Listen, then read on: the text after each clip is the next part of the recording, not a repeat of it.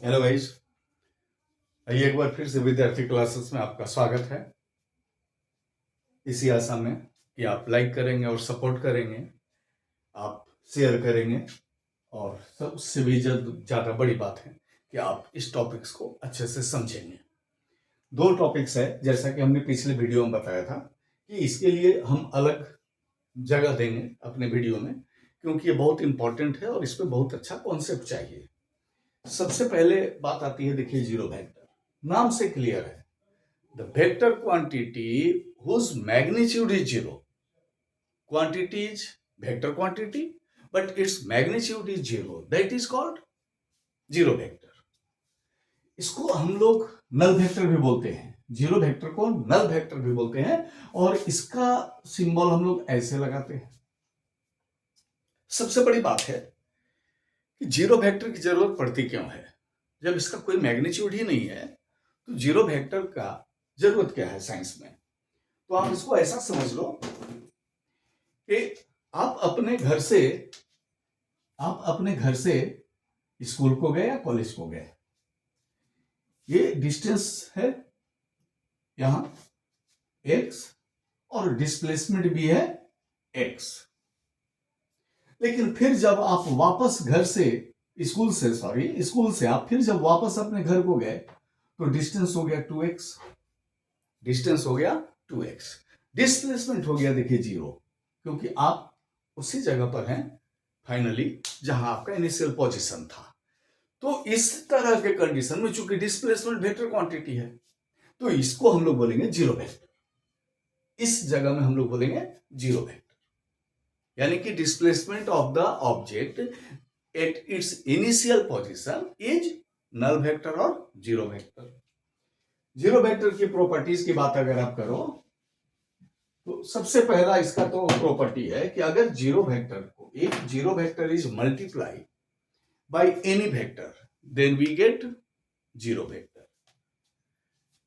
देखिए, अगर आप किसी वेक्टर को जीरो वेक्टर या नल वेक्टर से मल्टीप्लाई करेंगे, then result will be zero vector.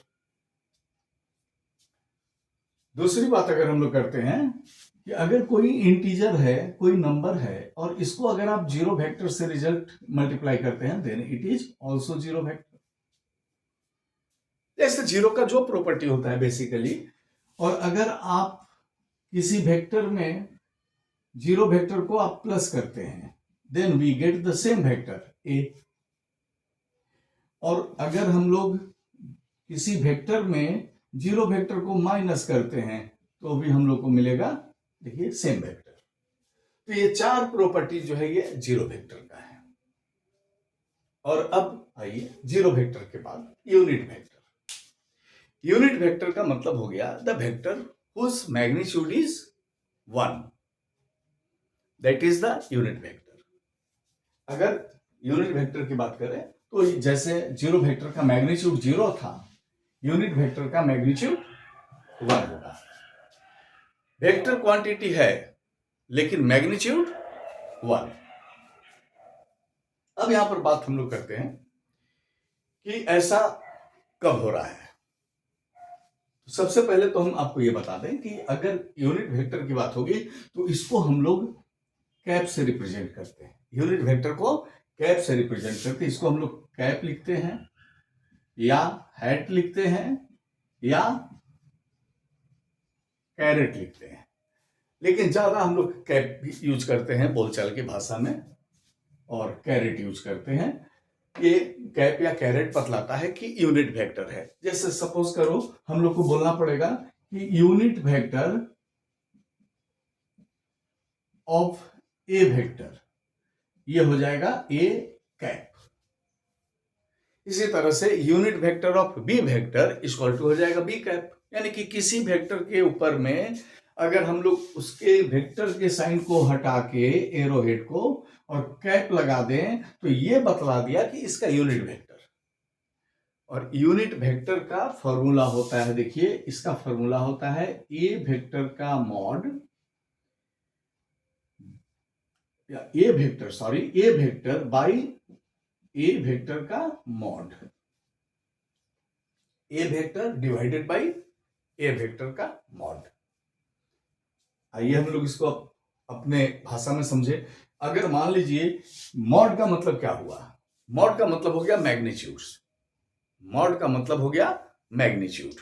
जैसे अगर आपसे कोई पूछ दे कि 5 किलोमीटर नॉर्थ और 5 किलोमीटर साउथ, इन दोनों में क्या रिलेशन है, ये दोनों इक्वल है या नहीं है? नहीं है।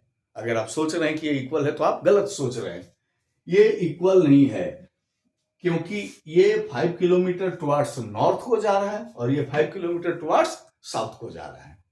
लेकिन अगर हम इसको ऐसे लिख दें कि 5 किलोमीटर नॉर्थ इसका मॉड और इधर हो गया 5 किलोमीटर साउथ इसका मॉड, ये दोनों बराबर है। देखिए ये इक्वल है, क्योंकि जैसे ही मॉड के अंदर में हम दे दिए तो नॉर्थ और साउथ दोनों खत्म, सिर्फ 5 किलोमीटर बच गया। तो अगर इसका यूनिट वेक्टर हम निकालेंगे तो आप ध्यान दीजिए, अगर हम लोग इसका यूनिट वेक्टर निकाले तो क्या हो जाएगा, 5 किलोमीटर नॉर्थ को लेकर अगर चलते हैं डिवाइडेड बाई 5 किलोमीटर नॉर्थ इसका वेक्टर, और जैसे ही आप 5 किलोमीटर नॉर्थ का वेक्टर देंगे इसका मतलब क्या हो गया, 5 किलोमीटर नॉर्थ का तो कोई मतलब है नहीं मॉड में, तो ये हो जाएगा 5 किलोमीटर नॉर्थ बाई 5 किलोमीटर, ये कैंसिल आउट हो जाएगा 1 बार में, ये हो जाएगा 1 टुवर्ड्स नॉर्थ। यूनिट वेक्टर देखिए, इसी को बोलते हैं यूनिट वेक्टर। यानी कि कोई सी किसी भी चीज के यूनिट वेक्टर निकालेंगे, किसी भी वेक्टर का, उसका मैग्नीट्यूड हमेशा 1 आएगा, तो बच जाएगा क्या, उसका डायरेक्शन। अब अगर यही हमारा 5 किलोमीटर साउथ का रहे, सपोज करो हम अगर बनाते हैं 5 किलोमीटर साउथ, इसका यूनिट वेक्टर निकालना है, तब तो क्या हो जाएगा, देखिए इस फॉर्मूला से 5 kilometre south by 5 kilometre south का मॉड, ये हो जाएगा 5 किलोमीटर साउथ बाई 5 किलोमीटर, ये भी कैंसिल आउट हो गया, यानी कि 1 टुवर्ड्स साउथ। यूनिट वेक्टर में देखिए दोनों का मैग्नीट्यूड क्या आया, 1। तो यहां इंपॉर्टेंस किस बात की है, डायरेक्शन की। यानी कि हम लोग ये बात कर सकते हैं कि यूनिट वेक्टर जो होता है ये डायरेक्शनल होता है, यूनिट वेक्टर जो होता है ये डायरेक्शनल होता है। इसका यही सबसे बड़ा इंपॉर्टेंट है कि यूनिट वेक्टर डायरेक्शन बतला देता है, क्योंकि मैग्नीट्यूड तो 1 है, चाहे वेक्टर कोई भी हो, यूनिट वेक्टर का मैग्नीट्यूड 1 है, तो बच जाएगी बात डायरेक्शन की। तो डायरेक्शन अलग अलग हो सकता है, जैसे देखिए इसमें नॉर्थ हुआ, इसमें साउथ हुआ। अब इतना के बाद आप इस फॉर्मूला को समझ गए होंगे कि इसका मतलब क्या होता है, ए वेक्टर बाई ए वेक्टर का मॉड। लेकिन अब इतने पे नहीं रुकते हैं हम लोग, देखिए अब आप थोड़ा सा याद कीजिए कोऑर्डिनेट जो आप क्लास 10 में पढ़े होंगे। कोऑर्डिनेट के अंदर में एक्स एक्सिस होता है, वाई एक्सिस है और जेड एक्सिस है। कोऑर्डिनेट के अंदर में एक्स एक्सिस, वाई एक्सिस और जेड एक्सिस है। अगर कोई कंपोनेंट या किसी नंबर को एक्स एक्सिस में दिखाना है तो हम लोग इसको क्या दिखाते हैं, मतलब अगर यहां पर 5 आया, इसका मतलब क्या हो गया, 5 डिवीजन अलोंग एक्स एक्सिस, हम लोग इस पॉइंट्स को दिखा दिए। अगर कहीं पर आया, देखिए ये 3, यहां पर 3 है, that is 3 division along Y axis. और अगर यहां पर आ गया 2, ये 1 और ये 2, तो ये आ जाएगा 2 डिवीजन अलोंग जेड एक्सिस। ये ग्राफ है, कोऑर्डिनेट का है। और अगर हम लोग इसको मिलाते हैं ऐसे और इसको ऐसे मिलाते हैं तो हमको यहां पर एक पॉइंट मिलता है। इस पॉइंट्स को हम लोग क्या लिखेंगे, पहले एक्स का वैल्यू 5 और फिर लिखेंगे 3।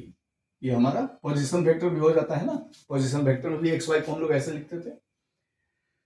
ये यहां पर हम इसलिए बता रहे हैं कि डायरेक्शन के लिए, देखिए जो हमारा डायरेक्शन था कोऑर्डिनेट में कि 5 डिवीजन अलोंग एक्स, तो एक्स क्या था, डायरेक्शन था। 3 division along Y, that is also direction. और अगर बोल दिया 2 डिवीजन अलोंग जेड, ये भी डायरेक्शन था। फिजिक्स के अंदर में, यूनिट वेक्टर के अंदर में, अगर कोई कंपोनेंट एक्स एक्सिस की ओर जा रही है तो उसको हम लोग रिप्रेजेंट करते हैं आई कैप, उसको रिप्रेजेंट करते हैं small I cap.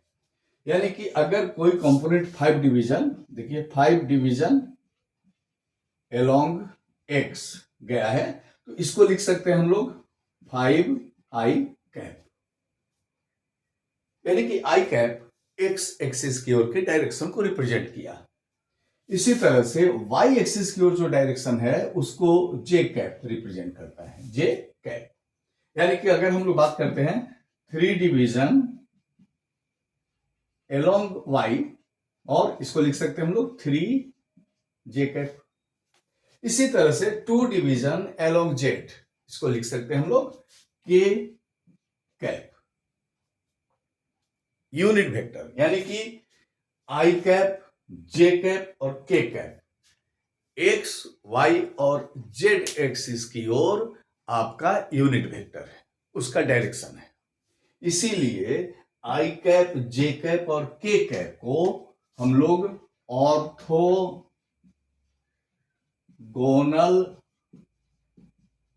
Triad of unit vector भी बोलते हैं। Orthogonal triad of unit vector. अब इसमें बात आती है कि जैसे अगर इसका पॉइंट था 5 3, ये तो समझ में आ गया कि 5 डिवीजन एक्स एक्सिस की होती है, 5 आई कैप, ये 3 जे कैप और ये हो गया 2 के कैप। लेकिन अगर 5 डिवीजन अलोंग एक्स एक्सिस है, चल गया काम, 3 को चल गया काम, के को भी चल गया, इधर एक्स वाई जेड की ओर आप लिख लेंगे। लेकिन इसको कैसे लिखेंगे? तो इसके लिए फिजिक्स में प्लस को लिखते हैं। जैसे 5 किसका है, देखिए एक्स का है, इस पॉइंट्स को लिखेंगे हम लोग 5 आई कैप, और 3 किसका है, वाई का है, तो प्लस 3 जे कैप, प्लस 3 जे कैप। तो ये जो वेक्टर का कंपोनेंट हुआ, इसी तरह से अगर मान लीजिए, अब अगर मान लेते हैं कि हम लोगों को दिया हुआ है कि 2 5 और 1 ये कोऑर्डिनेट का पॉइंट है। तो हम लोगों के पास अब ऑप्शन आ गया, देखिए कि कोऑर्डिनेट से हम लोग अब वेक्टर में रिप्रेजेंट कर सकते हैं, लिख सकते हैं। और इस कोऑर्डिनेट का वेक्टर क्या होगा, देखिए फर्स्ट एक्स है, सेकंड वाई है, थर्ड जेड है। तो ये हो जाएगा 2 आई कैप प्लस 5 जे कैप प्लस के कैप।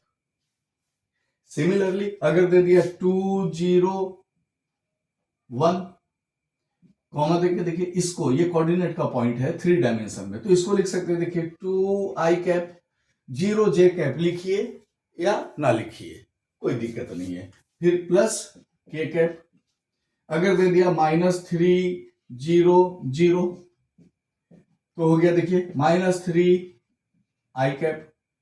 अगर दे दिया -3 -2 0, ये हो जाएगा -3 आई कैप -2 जे कैप प्लस 0 के कैप। आप लिखिए या ना लिखिए। तो देखिए इस तरह से कोऑर्डिनेट पॉइंट को हम लोग वेक्टर में चेंज कर सकते हैं, आई जे और के फॉर्म में, और वेक्टर अगर दिया रहेगा तो कोऑर्डिनेट के फॉर्म में हम लोग चेंज कर सकते हैं।